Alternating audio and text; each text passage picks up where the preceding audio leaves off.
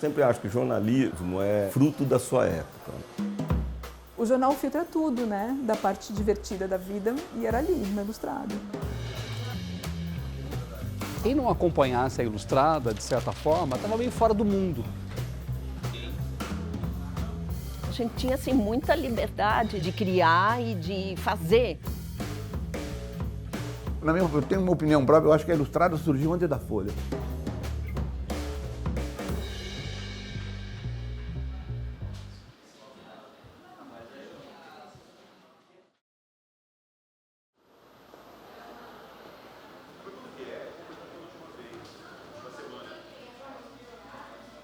Agosto, setembro, outubro, novembro. Silas, faz 3 meses que você assumiu a Ilustrada. Faz. Como você está se sentindo?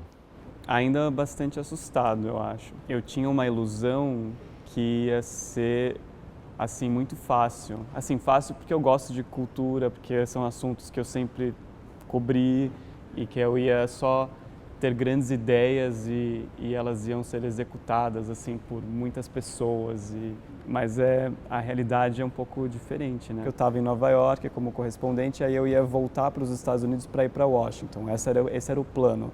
E aí no meio do caminho eu iria para a Rússia para cobrir a última Copa do Mundo. Mas aí o Matheus Magenta, que foi o editor da Ilustrada antes de mim, decidiu que não queria mais e foi embora. O Sérgio Dávila me ligou quando eu estava em São Petersburgo. E aí ele falou, você vai para Washington, mas se você se interessar, tem uma outra oportunidade que eu queria saber a sua opinião, se te interessa. Ele falou, mas não precisa responder agora. Aí ele falou, pode pensar sobre isso, né? Aí eu falei, não preciso pensar, eu quero. Né? Não, mas como assim? Não quero pensar, eu já sei que eu quero. Antes de me oferecerem a vaga em Washington, eu falei para eles, não, eu fico muito honrado, Washington era tipo super legal. Eu tenho receio de nunca mais voltar para a cultura. Eu não me vejo assim fazendo outro tipo de jornalismo que não tem a ver com cultura. A primeira coisa que a gente faz chegando aqui é ver se está tudo em ordem com o planejamento que foi feito na noite anterior e depois a gente vê o que a concorrência publicou, né? Eu leio os outros jornais todo dia de manhã e me preparo porque tem uma reunião que os editores debatem o que vai acontecer ao longo do dia, quais são os planos, o que vai ser a nossa capa, o que vai acontecer. A engrenagem começa a rodar mais para frente. A primeira vez que eu entrei num grande jornal foi no dia que eu fui começar a editar a Ilustrada. O Cálio Túlio era muito jovem e era já um intelectual, a meu ver, importante. Eu te diria que ele deu o pontapé inicial de um novo espírito para a Folha Ilustrada, complementado depois pelo Matinas. Foi uma grande surpresa, né, para o mercado. A Folha de São Paulo convidar o Caio Túlio, que na época devia ter, 25 anos, né, que só tinha trabalhado em imprensa juvenil ou na imprensa alternativa. Não, a Ilustrada era um caderno de artes e espetáculos e ela não estava muito preocupada com o que estava sendo lançado naquele momento. Das conversas que eu tive com o Otávio, eu deixei claro para ele o seguinte, olha, dá para editar a Ilustrada, agora desde que a gente a coloque no mercado, digamos, né? E aí a gente foi trazendo gente, foi uma das primeiras pessoas que eu trouxe foi o Matinas para ser o nosso subeditor. Eu nunca tinha pisado na redação de um jornal diário, nunca. Não sabia o que era uma retranca. Hoje ninguém sabe mais também o que é, mas na época retranca era uma palavra importante. Mas o que eu me lembro assim, o Caio falou, olha Matinas, eu vou sair de férias, você vai segurar. Eu falei para ele, eu fico, mas as pessoas vão saber que sou eu que estou aqui. Eu vou fazer as coisas do jeito que eu quero. Eu ia assumir, mas ainda não tinha um editor assistente. O Zueni falou, você vai para São Paulo, aquela imprensa de São Paulo provinciana. Aí tinha aquele velho argumento, né? Veja como a imprensa do Rio é mais cosmopolita. O jornal chama O Globo, o outro chama o Jornal do Brasil. Lá em São Paulo é o Estado de São Paulo, a Folha de São Paulo. Uma das grandes mudanças que a gente fez foi de fazê-la acompanhar de forma profissional o que estava acontecendo do ponto de vista cultural no país. Ou seja, ser jornalisticamente quente. Bastante quente, exatamente.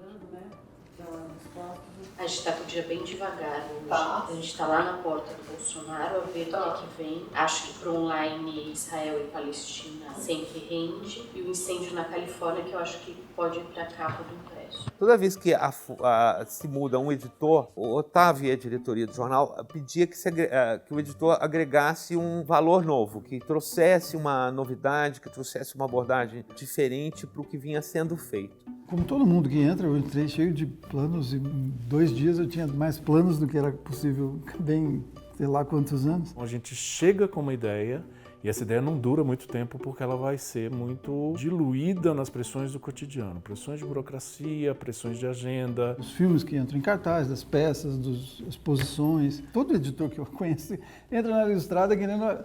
Não vou cobrir a agenda desse jeito tão obsessivo e em 2 tempos já aprende que tem que fazer isso, porque é assim o jornalismo. Eu entrei na Folha com um único objetivo, de ser editor da Ilustrada. O meu propósito era recuperar a Ilustrada heróica dos anos 80, fim dos anos 70, dos anos 80. Eu queria retomar a Ilustrada, que eu achava que tinha nascido muito na esteira da imprensa alternativa dos anos 70. De fato, eu tinha um conceito, um caderno que fosse atrelado à agenda, mas pensar em como tratar essa agenda. Eu me lembro muito claramente que foi uma entrada, na primeira semana, era a estreia de Paixão de Cristo, do Mel Gibson. E o filme tinha umas coisas de usar sânscrito na linguagem, a gente levou um professor de sânscrito para assistir o filme, ou seja, amplificar um pouquinho o horizonte apenas de dar a crítica ou a reportagem, entrevista, como a gente faz de forma até muito, às vezes, burocrática. O Luiz Fernando Carvalho, né, o diretor da Globo, comenta que esse novo filme dele, com essa adaptação do L. Spector, é uma coisa super simbolista e tal, enfim, tentar traduzir mais uma vez uma coisa literária para a tela, que às vezes ele consegue, às vezes não. Se você é um repórter de cultura, tudo que você quer é editar Ilustrado. O Otávio me falou, você vai ser editora? Eu falei, não quero. Quero fazer outras coisas, quero estudar, quero ir para Londres, queria ser correspondente em Londres. Aí escolheram um menino mais organizado que eu, então tá, fico. Né? Se é para o bem do povo e felicidade geral da Ilustrada, eu fico. A Ilustrada tem aquela mística, né? Todo estudante de jornalismo quer ser repórter de cultura. E assim, eu entrei na Ilustrada totalmente crua e ao mesmo tempo muito preparada para exigir jornalismo da Ilustrada. Eu tinha uma proposta de não necessariamente cobrir o disco que estava sendo lançado, o filme que estava sendo lançado. Você faria features, como a gente fala, coisas especiais que saíssem um pouco da pauta do dia a dia. A gente tentava fazer uma Ilustrada mais pautada, a Ilustrada de tese. A gente voltou para o básico. Apuração, lead, furo, sabe, básico. A gente fazia, claro, uma pauta presciente, importante, factual, mas você tinha jogo para trabalhar as suas idiosincrasias ali. Eu tive a sorte de pegar uma Ilustrada para a qual a gente podia propor qualquer ideia que a gente tivesse. Foi uma ideia completamente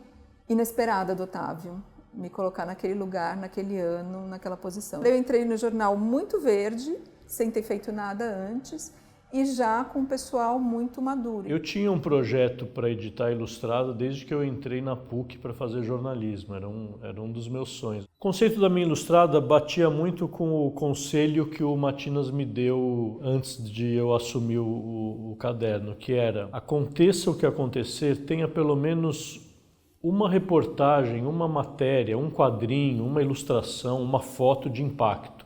De 84 em diante, quer dizer, o jornal se engajou na campanha das diretas, ele fez uma série de ações e de mudanças. Os jornalistas poderiam fazer suas apostas. Então, eles não precisavam cobrir coisas que o mercado já tinha assimilado. A minha Ilustrada foi muito polêmica, porque as pessoas estavam sempre muito irritadas com essa pessoa que eu era naquele lugar que tanta gente queria, né? Então, as coisas que eu fazia não... Foi um choque mútuo de várias maneiras, assim. E foi um choque aceito por mim, eu sabia onde eu estava me metendo, né? capa que a gente está fechando hoje, ela partiu de um levantamento que a gente fez olhando o que os deputados eleitos para esse congresso agora, que vão tomar posse em janeiro, o que eles declaram como suas profissões. A gente viu que alguns se declaram profissionais do ramo das artes, por exemplo, escritores, atores, mas a ideia é mostrar quem seriam as pessoas dentro desse governo, desse novo congresso, que teriam alguma afinidade com a área da cultura, o que eles dizem a respeito de cultura, o que a gente espera deles, o que a gente pode esperar da atuação deles no congresso. É importante que o leitor, todos os dias, feche a Ilustrada e pense, eu fui impactado, surpreendido, achei inusitado esse aspecto do caderno. Eu lembro muito bem uma contagem regressiva que a gente fez do fim do Seinfeld, que era uma série, uma sitcom. Todo dia tinha uma reportagem, faltam tantos dias e tal. Chegou um ponto que o diretor de programação da época da Globo mandou uma carta para o painel do leitor, reclamando, dizendo, escuta, a Ilustrada só pensa no Seinfeld, ninguém mais aguenta o Seinfeld. A Úrsula tá decente, assim. Muito numerativo, pouco sabor.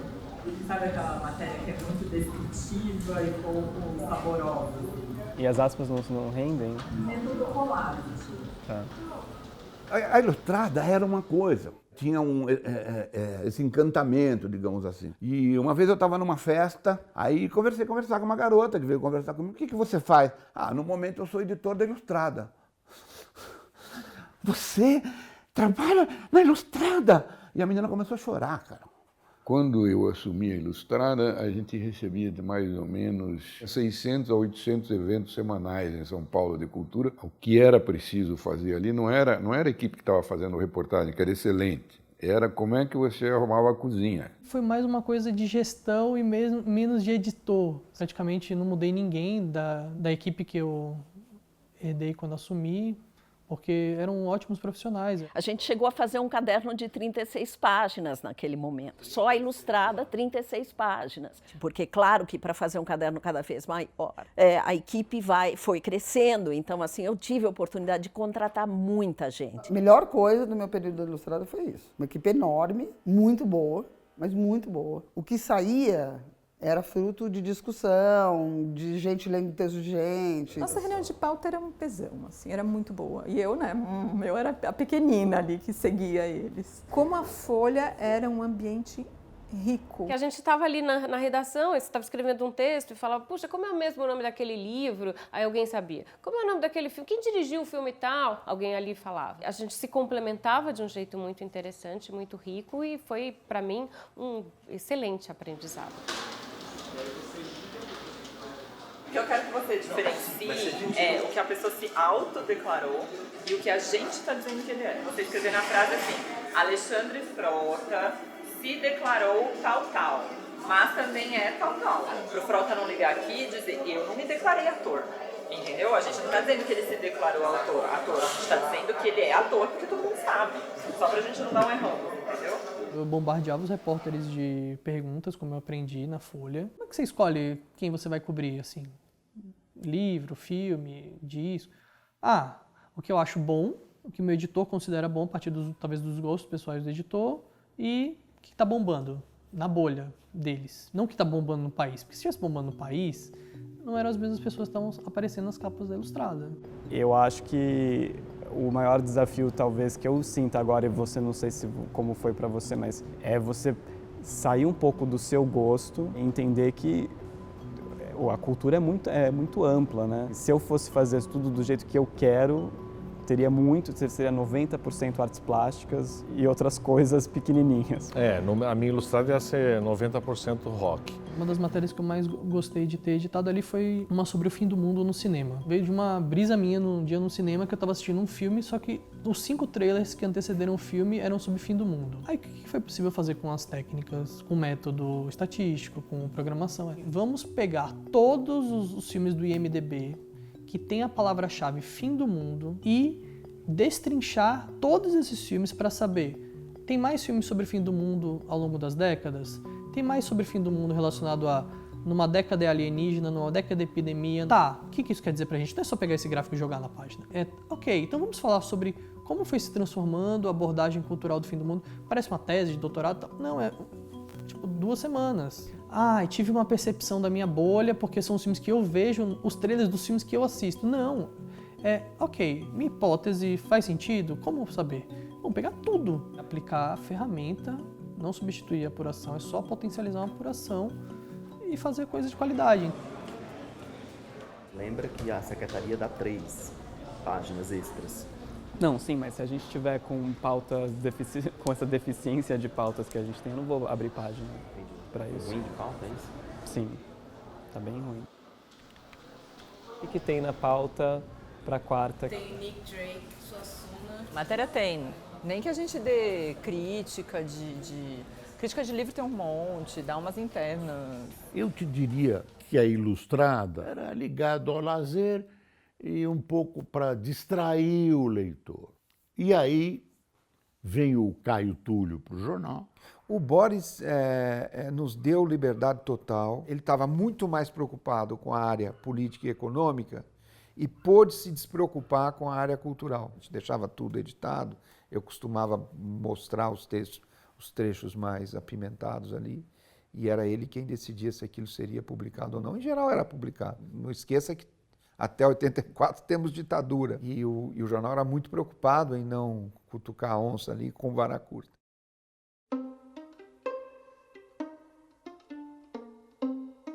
Teve na época uma história de um bombeiro que uma criança caiu no zoológico, caiu num poço de ariranha. Sem querer, a criança pulou lá, caiu lá dentro do poço. Ariranha é um roedor que tem os dedos afiados, né? E o soldado salvou a criança e acho que ele morreu. Tudo bem, esse caso foi muito conhecido, saiu na televisão, nos jornais e tal.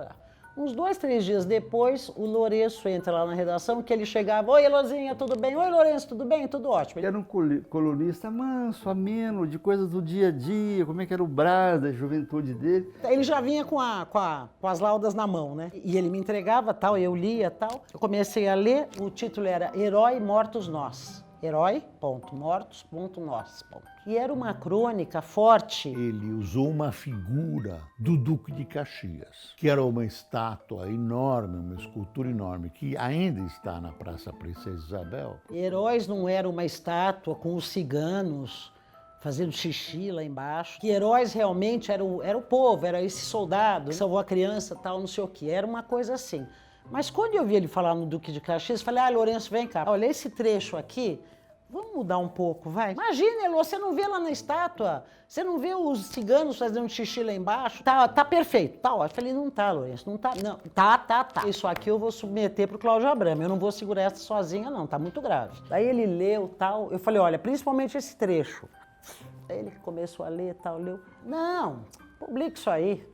Tudo bem, mandei descer. No dia seguinte, o Lourenço foi preso.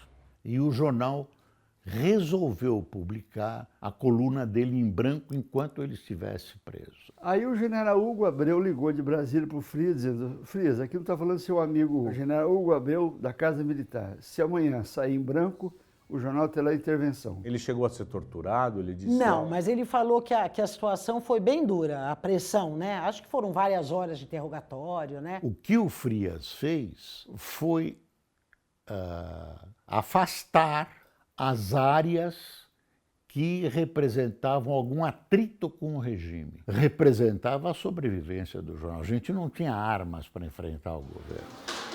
Eduardo, vem cá um pouco. Tá sobrando texto, faltando espaço, mas a gente não tá com risco definitivo ainda. Eu falei com fundo, mas não sei uma cor de fundo, se é vermelho mesmo, ou se a gente divide por área. Havia uma leitura de que o jornalismo cultural era meio um jornalismo de segunda linha, que vive em função de gravadora, distribuidoras de filmes, editoras de livros. Via um jornalismo cultural meio como café com leite. Daí eu falei, acho que eu vou mexer nisso. A gente descobriu em Brasília, praticamente sem classificação ainda, 90 mil documentos que mostravam como funcionava a censura. Tinha em detalhes o que a censura tinha mirado, meio mostrando como que era o mecanismo interno. A Ilustrada ganhou seu único prêmio ESSO da história. Ou seja, o Acontece vai todo inteiro aqui. Sim. Caderno de cultura não tem furo, não tem obrigatoriedade, né? Assim, para ser bem honesta, né? O furo é quem morreu.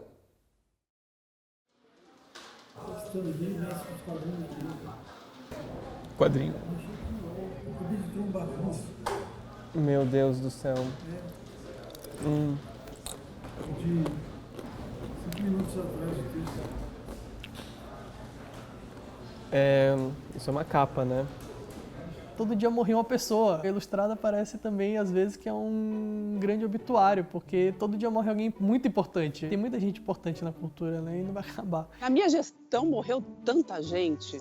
Olha, morreu de Alexander McQueen e Amy Winehouse, a Chorão, Chico Anísio, Hebe, Niemeyer, todo esse caderno do Niemeyer que passou por todas as gerações de editores da Ilustrada, fui eu que tive o prazer de fechar.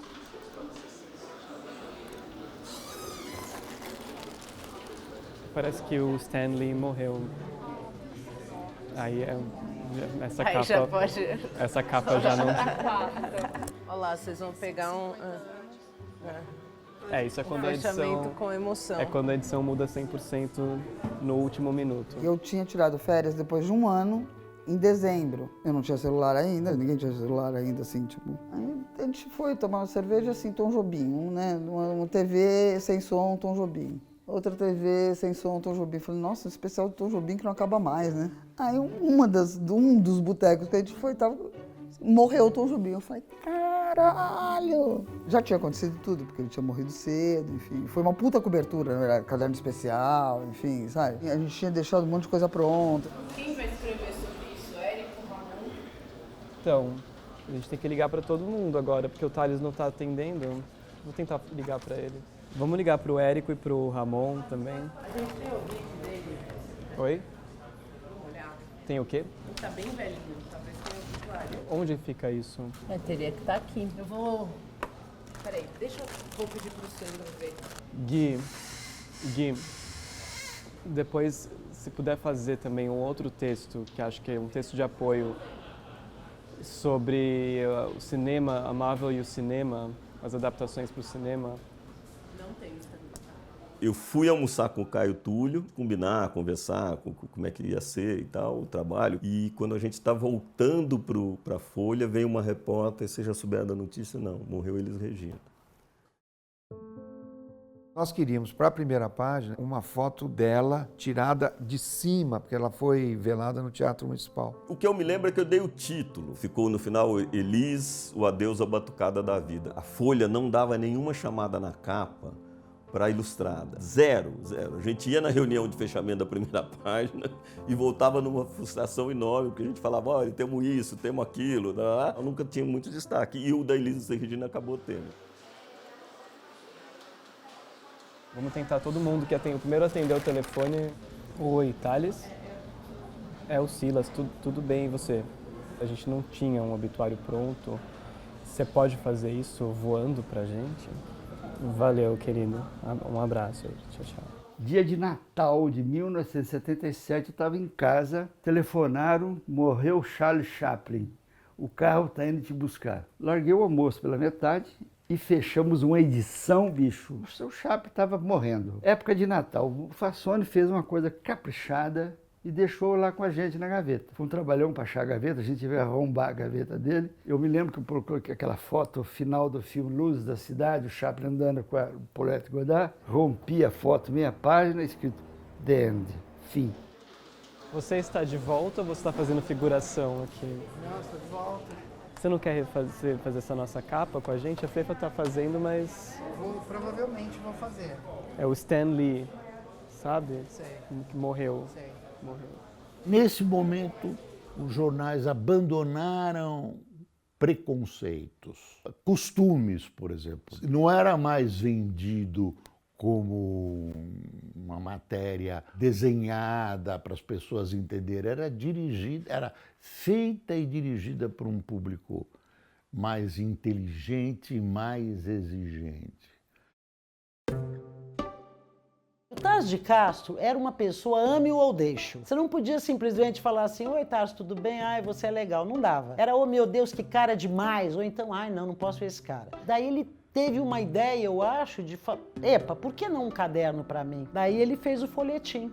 folhetim era um passo adiante da Folha Ilustrada. E entrava no que parecia futuro, no que você conseguia captar, que eram tendências da sociedade. Folhetim não era ousado, era atrevido. Teve um folhetim, por exemplo, inteirinho falso. Todos os personagens, todos os textos eram sobre pessoas que não existiam. Tinha uma pequena frase que dava uma dica de que tudo era falso. Houve um protesto do Sindicato dos Jornalistas, que dizia que o jornalismo tinha que estar comprometido com a verdade e não com a mentira. Mas era uma provocação. E a Folha topava essas coisas. Quer fazer uma capa assim? Mostra pra Fefa isso, ou quer dizer, mostra pro Marcinho. Eu acho bem bonito isso. E usar a ilustrada com a fonte da Marvel é bem legal. Minha mãe fala que a gente faz planos e Deus ri. E no meu caso, ele deu uma gargalhada. Eu estava me recuperando de uma hepatite. No meio da hepatite, veio um convite para ir jantar com o Caio Túlio e o Matinas. Eu vou, claro, quem vai dizer não para a Folha? Eu quero que você seja titular da coluna da Ilustrada. Aí eu falei, Otávio, não tem como fazer isso. Eu vou na Ilustrada para ver cinema, para ver teatro, para ver um livro, mas eu não sou uma jornalista de cultura, não tenho a menor condições. Ele falou, não, eu não quero uma jornalista especialista em nada, eu quero uma repórter. Então foi uma invenção de fato do Sérgio Dávila e do Otávio. Depois de 2, 3 dias, o Otávio me chamou e falou, eu quero te levar na sala do seu Frias. E aí eu cheguei lá, o seu Frias entrou assim, me olhou e falou assim, olha, o Otávio confia muito em você, viu? Ou seja, ele confia muito em você, né? Assim, quem é essa menina chegando aqui de calça jeans, fazendo uma coluna que, né, a gente preza tanto? Saiu um anúncio para a Secretaria Gráfica, pedia o domínio da língua portuguesa, que eu tinha. E aí eles gostaram de mim, me ligaram e falaram, olha, você não passou para isso, mas a gente realmente foi com a sua cara e se tiver uma vaga na Ilustrada ou no Caderno de Cidades, a gente pode te chamar. Me chamaram para ser redator da Ilustrada, que foi a experiência mais desastrosa da minha vida. Eu não tinha ideia o que significava fechamento. Aí eu estava lá sentado, veio um cara no primeiro dia, um ET com óculos assim, fundo de garrafa, e falou assim, fechamento, fechamento. Eu falei, mas o que é isso? Não tenho a menor ideia. Eu lembro no dia que eu estava com o Caverzan ao lado, e para se ajudar a gente falou assim, eu fecho uma metade da página, você fecha a outra metade. Só que nós dois fechamos a mesma metade. Na hora de descer só tinha uma metade, a outra toda em branco. Aí eu falei, não quero, tchau, não dá, né? Não nasci para isso. Aí que tiveram a ideia de eu ser colunista. Eu descobri a Noite de São Paulo e comecei a trazer isso para o jornal, comecei a fazer matérias do que eu via. Até que um dia o Nelson de Sá sugeriu para Maria Cília, que era a editora então, de eu ter uma coluna semanal inspirada na coluna do Michael Musto no Village Voice de Nova York. Mas eu não quero meu nome escrito. Eles falaram, como não vai ter nome na coluna? Eu falei, não precisa ter nome, põe o nome. Coluna, isso é o problema deles, não era meu, né? Aí eles falaram, não, tem que ter nome. Eu pedi para pôr lá embaixo, pequenininho, o nome. Eu nunca tive essa vaidade. E olha o que eu virei, né? Fiz um texto bem careta, Paulo Otran e Fernanda Montenegro, os monstros sagrados. Aí eu entreguei, eles falaram, não é nada disso, nós queremos que você escreva como você fala. Aí entregou ouro para bandido, né? Que eu fui fazer uma cobertura de um dos primeiros encontros do LID do João Dória. E aí eu fiz uma crônica, e eram coisas assim, né? Empresário de calção, empresário dançando, empresário não sei o quê. A gente fez foto, fez tudo. E o seu Frias me liga, e aí na frente de todo mundo fala, você lavou a égua, eu tô adorando essas matérias. Então a sensação que eu tinha é que eles nunca entendiam direito o que eu estava fazendo, mas eu ia fazendo também.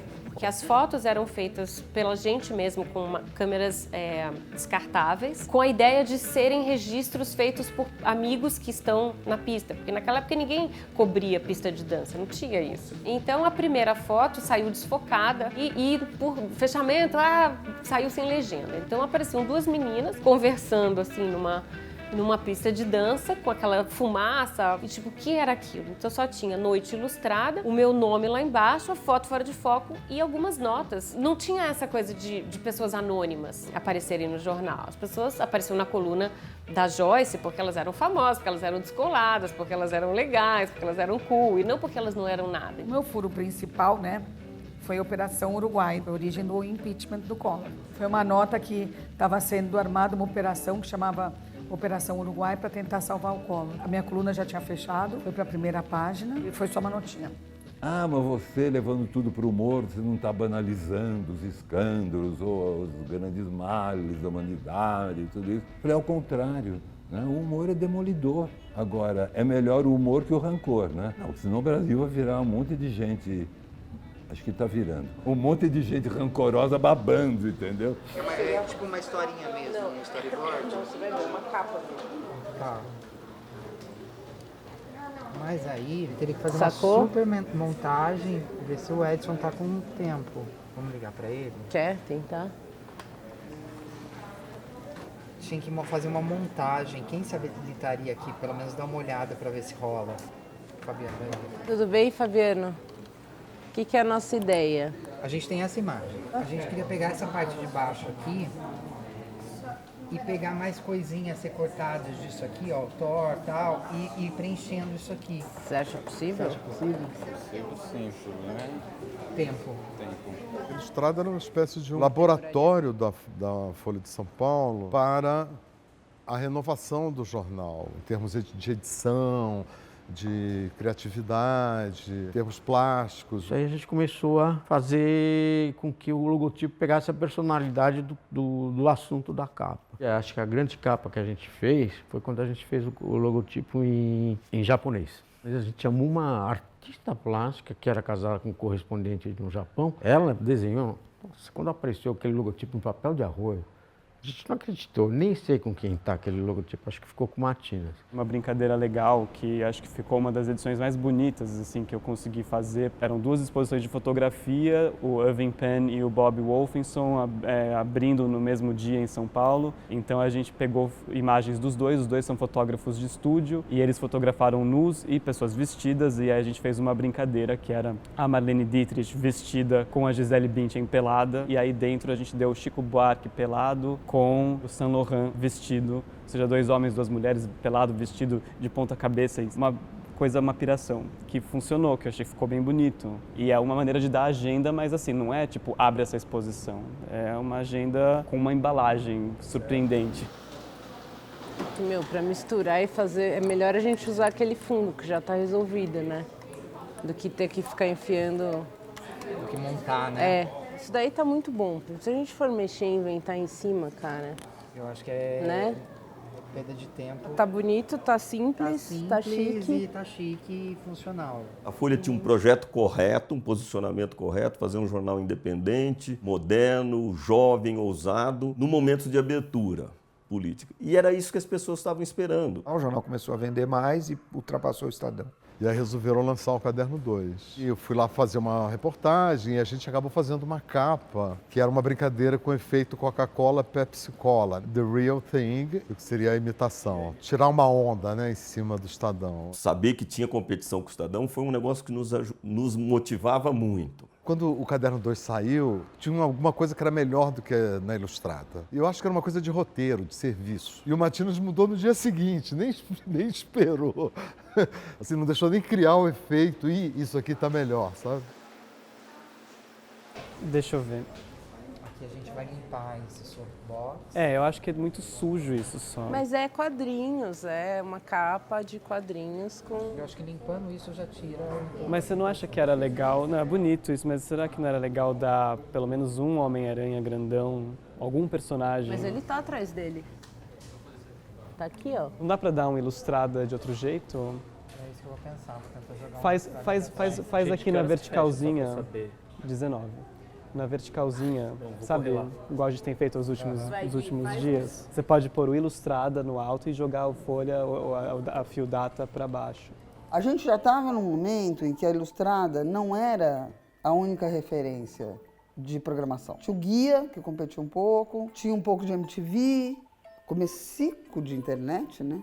Comecinho de internet. Em 94, 95, a internet está começando a configurar enquanto web. Ou seja, estava aí, mas não tinha essa ideia de que a internet seria o concorrente do jornalismo, né? Ou que ela exigiria uma transformação do jornalismo. A gente trabalhava com um equipamento muito ruim.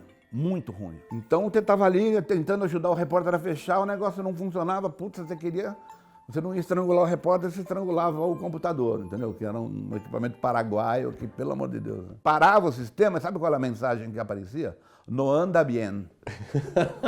A Ilustrada era a internet dos anos 80. Se você não lesse, você estava por fora do que estava acontecendo. Esse poder o jornal perdeu, todos os jornais, né? Não a Folha. De repente, para quem divulga uma coisa, um produto cultural, tudo bem se não sair na Folha, mas tem que sair no blog da fulana. Eu ainda acredito que um jornal forte, uma marca forte como Folha, como New York Times, como qualquer jornal que se preze, que tenha uma reputação, é muito claro que é importante, que está chancelando uma coisa, né? Alguém aqui sabe o que está fazendo, ou se espera que saiba o que está fazendo, para dizer para o leitor, isso aqui é importante, não o blog da fulana. Eu tinha que me submeter à ideia de colocar o BBB, ou colocar um assunto de celebridades no online para que isso tivesse muita leitura. A Ilustrada tem uma tradição, né? A Ilustrada desde os anos 80 tem uma tradição de dar o diferente, de dar o indie, de dar a discussão política, de ser polêmica. Isso não era possível fazer no online. O leitor do online queria uma coisa mais rápida, mais celebridades, mais, né? Então, aí começou o germe do F5. Claro, a gente tinha as máquinas, as Hamiltons antigas, né? E até que um dia, olha, agora vai ter o videotexto, né? Que era o computador. Era uma coisa grandona. E quem ensinava tudo pra gente era uma moça chamada Maria Antônia. E eu, então, escrevi uma matéria sobre Chanel, que eu adoro, mas tudo da minha cabeça, fui escrevendo. Tá. Daí, quando eu terminei, eu reli tudo e no último parágrafo, que bobagem, tinha um verbo repetido, sabe? Eu falei, ah, não, vou trocar isso aqui. Nossa, mexi em alguma coisa errada. Sumiu. Eu comecei a gritar, Maria Antônia, pelo amor de Deus, ela veio a jato. Mexeu lá, Elô, mas o que você fez? Ah, eu não sei, eu acho que eu mexi aqui. Não, mas você mexeu aqui, ali, a matéria sumiu. Daí, depois de uns 5 minutos, ela falou, Elô, escreve de novo, porque essa daí vai aparecer qualquer dia no New York Times, no Pravda, em algum jornal aparece essa matéria.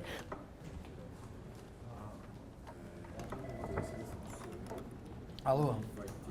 Oi? É? Tá bom, eu vou avisar aqui. Vira tá me dando um toque aqui, ó, que a Teia mandou. Não vira o logo só por virar. As capas estão fodas, mas sempre lembra do... Então ela falou pra desvirar. Ela acha que tem que ter um argumento por que a gente virou. Justamente, o argumento é pra gente sangrar a imagem até o alto. Tá. Fala pra ela, é a morte do Stan Lee.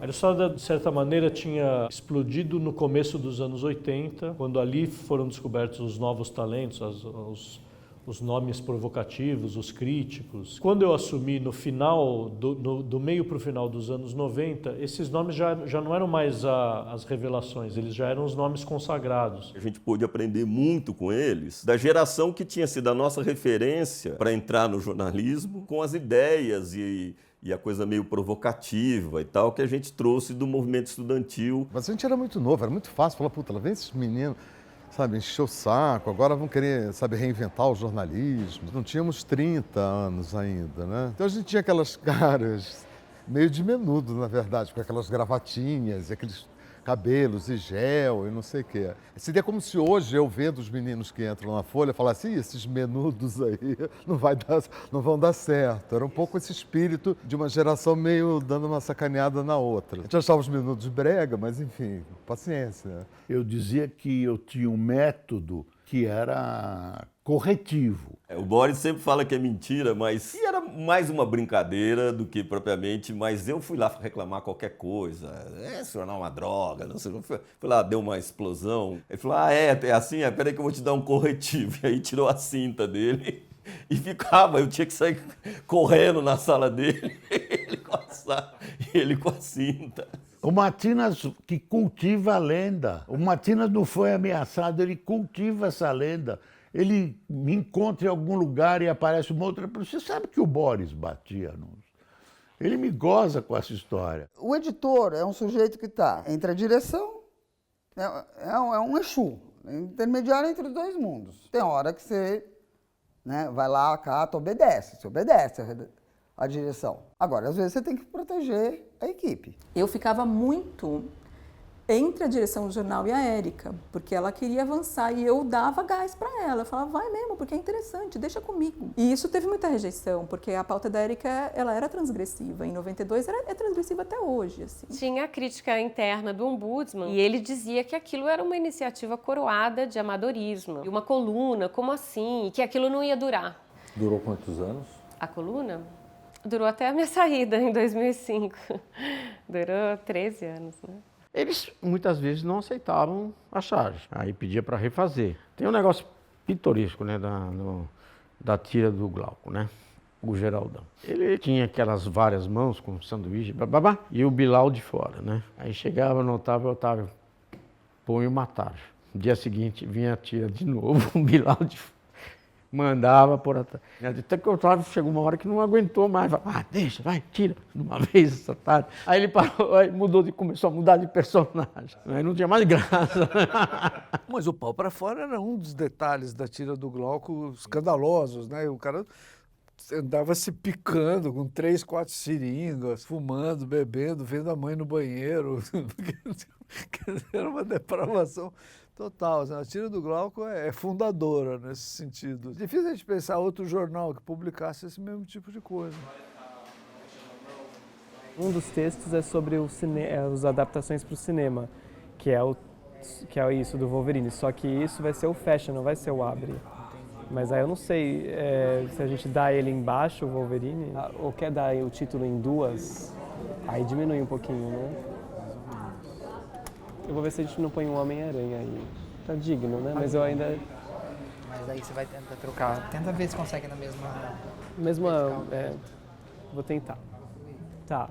A gente fazia experimentações bem ousadas, assim, em matérias de jornalismo. Eu me lembro que quando estreou Twin Peaks no Brasil, eu já tinha visto a série. Daí me ocorreu a ideia, por gostar demais do David Lynch e do Twin Peaks, eu falei, olha, essa questão de quem matou Laura Palmer virou um feitiço. Mas isso não é a questão principal do seriado. O seriado tem coisas muito mais importantes. Daí eu tive a ideia de revelar logo no primeiro dia quem matou Laura Palmer. Logo no primeiro parágrafo, eu estava falando, olha, se você acha isso importante, se você acha que vai atrapalhar a sua surpresa, pule, não leia isso aqui. Daí o Otávio me chamou e falou assim, pô, mas você quer fazer isso? Ele falou, pô, mas que espírito de porco, né?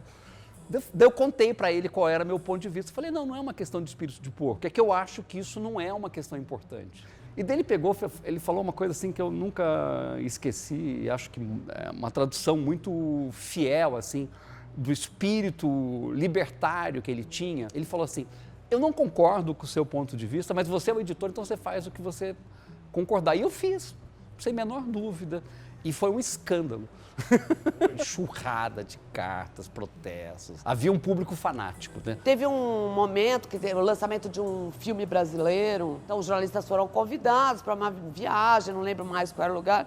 E os produtores davam um dinheiro. E aí eu obriguei o repórter a dizer que ele recebeu ali um dinheiro. A ombudsman criticou na época muito, dizendo assim, qual era a relevância. Se a gente estava querendo dizer que o jornalista tinha sido comprado, eu queria contar como funciona a indústria cultural e como o que você lê está sempre, obviamente, permeado por essa força dessa máquina. Foi ousado e corajoso. Mas assim, não deu muito certo. Como ficou a capa? Deixa eu ver. Eu sei que vocês não querem mudar aquilo, mas eu achava que ali tem um motivo. Quando a imagem já fala por si só, a gente não precisa usar nenhum subterfúgio a mais, entendeu? Não sei, mas era só pra gente sangrar lá no alto, que é mais legal, porque é diferente. Mas tudo bem. Minha tentativa foi de fazer uma ilustrada muito petulante, insolente. Logo que eu entrei, nós fomos assistir a um dos filmes da série 50 Tons de Cinza. E havia um embargo pedido pelo estúdio. Nós não poderíamos soltar aquele filme até quinta-feira. Eu achei aquilo um abuso e demos a capa na quarta. E era um embargo mundial. E, nossa, o estúdio ficou puto da vida. Nós fomos proibidos de entrar em qualquer outro filme para assistir durante um ano dos filmes da Universal. Mas, naquele ano, os caras lançaram Velozes e Furiosos 7, que eu não dei bola nenhuma, mas por acaso o ator morreu e foi a maior bilheteria do ano. E eu fiquei semanas sem dar nada do filme, esperando aquela bilheteria acabar, até que o Sérgio Dávila falou, você não vai dar nada desse filme? Eu, não, vai dar sim. Aí a gente teve que ir no cinema assistir, dar. Não desceram quadrinhos, né? Alguém vê isso, quadrinhos e contra? A Ilustrada sempre foi uma notória atrasadora de jornal, em todas as gestões. A gente já mudou os horários de fechamento da Ilustrada algumas vezes e ela sempre atrasa. Chegavam lá assim, então, vai fechar meia-noite. A gente tomava furo, a gente trabalhava 200 horas por dia, porque fechava meia-noite da terça-feira, a Ilustrada de quinta. Né? Saía todo mundo 2 da manhã, porque você fecha meia-noite, sai às 2 da manhã, certo? Uma coisa que eu queria deixar bem clara aqui é que eu não tinha tempo de fazer pipi quando eu fechava a coluna. Eu só podia fazer pipi depois da 1, fechava 1, não era as 2, era 1. A gente estava sempre no contrapé da energia do jornal, porque as pessoas chegavam meio tarde, lá pelas 5, falavam, caralho, a cabeça, aconteceu! E a gente já tinha que ter feito isso fazia muito tempo. Então meu dia fazia assim, a 1, 2 fechamento, aquela zona que era, e aí tinha que começar a sair para almoçar rapidão ali na Vieira, e voltar e engatar até umas 8, 10 da noite, no que ia ser ilustrado no dia seguinte. O texto da Ilustrada ele tende a ser um pouco mais trabalhado do que o do resto do jornal, porque trata de assuntos culturais, de comportamento. Então o repórter fica penteando, melhorando o título, melhorando o começo do texto. Tinha momentos que era na base da porrada, né? Tipo, falar, olha, se você não fechar em 2 minutos, eu vou desligar teu computador, porque a gente precisa fechar ao meio-dia e faltam 2 minutos para meio-dia. Não, mas eu tenho mais uma linha e não sei o quê. Eu falava, bichão, tem uma questão básica que é o seguinte, se a tua matéria não for pro jornal, ninguém vai ler, não adianta você ficar abordando. Era uma gritaria na redação. Não, manda matéria como tá, vamos, tá estourando, vamos cortar pelo pé. Umas coisas meio absurdas que hoje não... Gritava-se muito, fecha, tem que descer, tá atrasado. Na internet as coisas não fecham, não tem que descer, não necessariamente não estão atrasadas. Mas não tem aquela cultura tão predominante nessa redação do fim dos anos 90 que era quase toda analógica. Então eu tinha feito um planejamento em que haveria uma foto colorida numa página de edição e uma foto preta e branca na outra página de edição. Eu sei que no final do fechamento eu descubro que a foto que eu tinha pautado em preto e branco tinha sido feita colorida e a foto que eu tinha mandado fazer colorida tinha sido feita em preto e branco. Os fotógrafos saíam com filme colorido e filme preto e branco? Sim, daí eu cheguei com fogo saindo por todos os poros da cabeça na editoria de fotografia, dizendo o que aconteceu, a gente não combinou isso, não estava escrito na pauta, é isso, o que aconteceu? O Matinas mandou a gente fazer tal foto preto e branco. Daí eu me senti completamente traída, porque eu não podia consertar o problema. O que é a Casa das Ideias? É isso mesmo? Com caixa alta? Que raio é isso? É uma editora dos Estados Unidos de história em quadrinhos, pertencente à Marvel. Eu vou pôr então chamada Casa das Ideias. Gui, filmes 10 mais vistos. Na voz passiva não pode pôr filme mais assistido. E é Super-Homem ou Superman? O Thales usa Superman. Qual é o... Não, a Folha usa Super-Homem.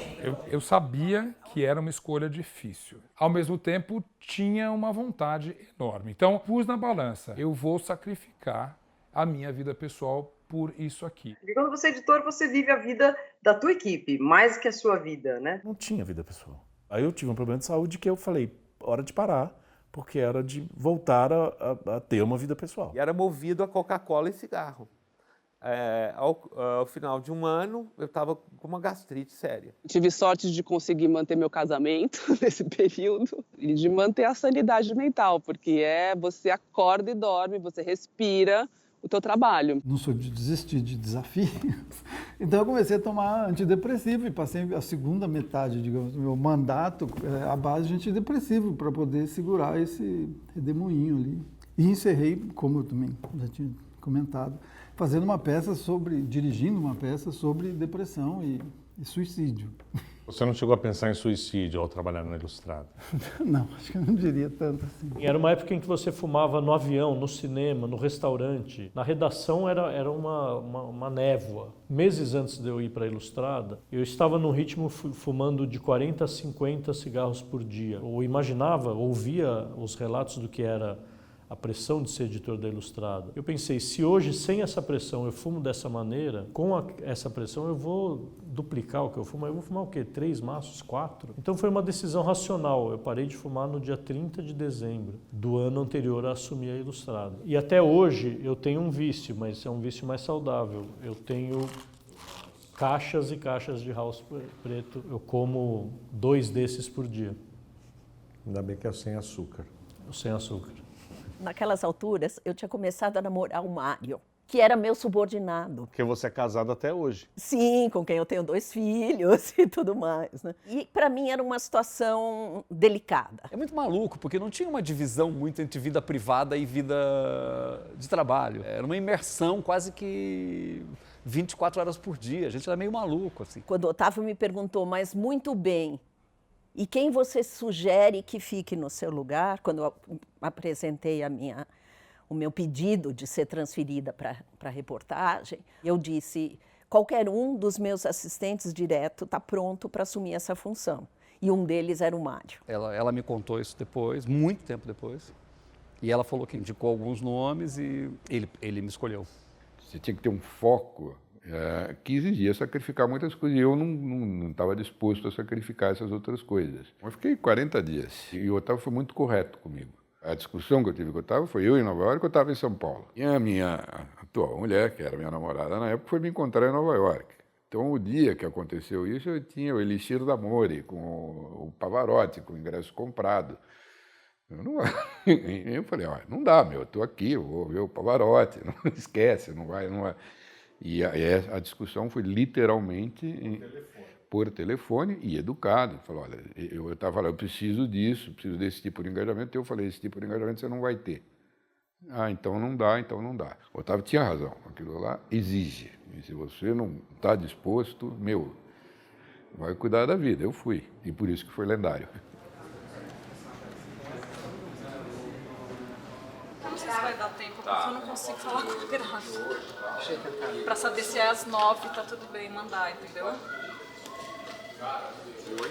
Folha às 9. Tá bom então.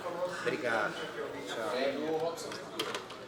Nos anos 80 havia lá o consumo de drogas na redação. Primeira bebida, era normal, as pessoas um pouco mais na geração anterior do que a nossa. Era meio do jogo você descer 6 horas da tarde, pro boteco, beber cerveja, tomar conhaque e voltar para trabalhar na redação. A Folha tinha um fornecedor de uísque que avisava que ele ia chegar com o carro lá cheio de uísque no porta-mala. Tinha muita maconha e tinha muita cocaína também. Não era só na Folha, era no jornalismo em geral. Você bota um bando de neguinho de 20 anos, ganhando salário bom, se achando o máximo. A gente estava saindo de uma ditadura militar, de umas coisas de repressão, era uma coisa de descompressão. O espírito da época era esse. Aqui, onde ele fala Casa das Ideias, da então chamada, aqui 1960, e põe outro 19 aqui, 1970, é isso. Então, acho que pode descer. A folha era toda empastilhada com pastilhas coloridas, hipercoloridas, chão,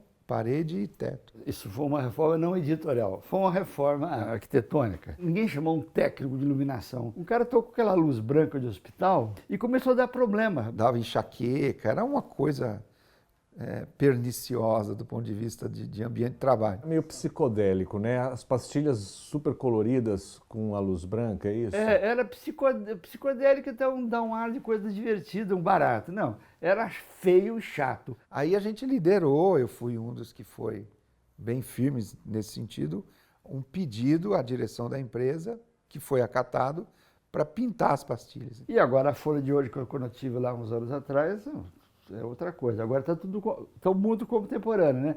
Tudo em baia, tudo compartimentado, todo mundo aqui teclando. Você pode passar e morrer, ninguém viu que você morreu porque o cara está teclando. Vamos descer então, já passando bastante da hora, né? Para de matar, gente. Gente, eu queria ter ido embora já. Já estava fechada a edição.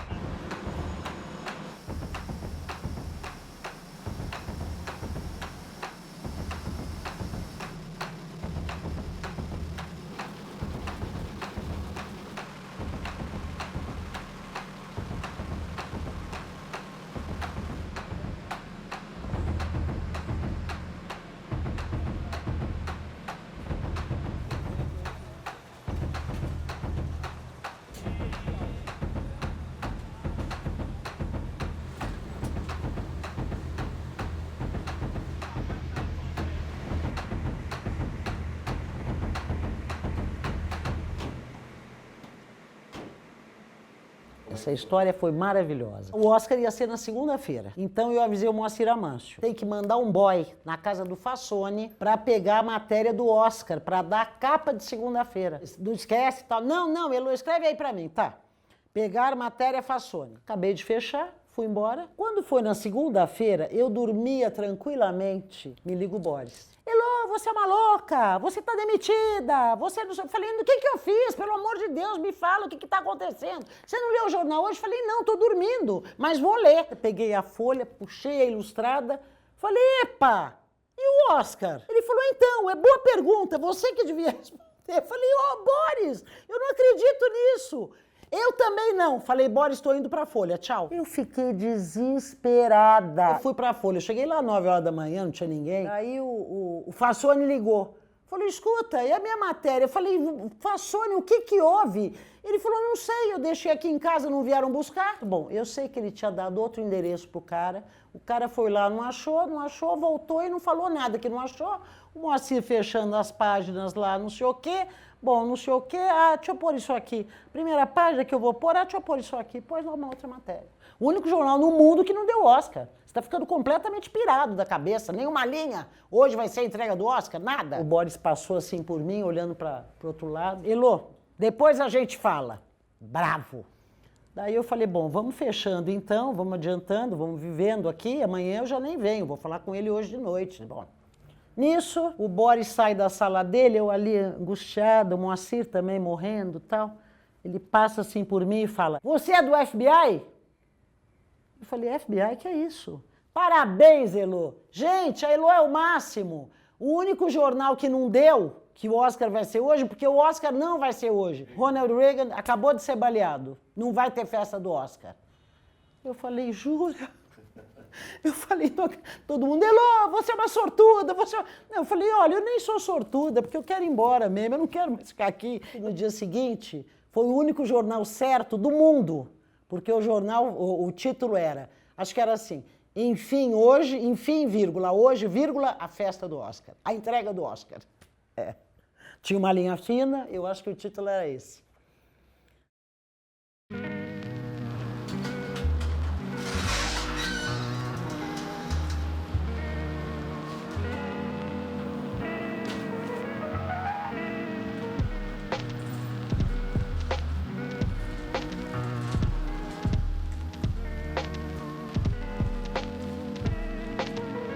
Consegui sentir muito ainda, porque é o começo, né? Só que esse começo foi tão tumultuado, né? Com eleição, com o fim da Copa, a morte do Otávio. Talvez eu tenha, né, tido uma largada um pouco diferente dos outros editores. Bastante tumultuada. Boa sorte.